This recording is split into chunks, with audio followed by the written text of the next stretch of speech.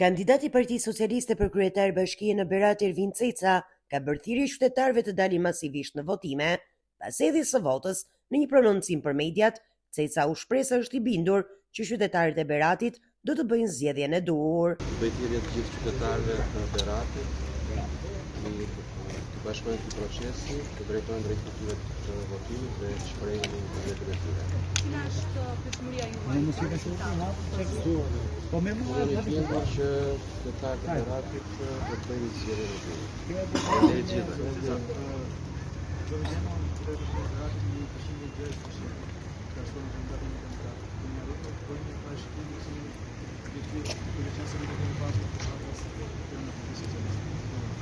Besoj që do jemi paga shumë të njëjtë shifra në të njëjtin rezultat.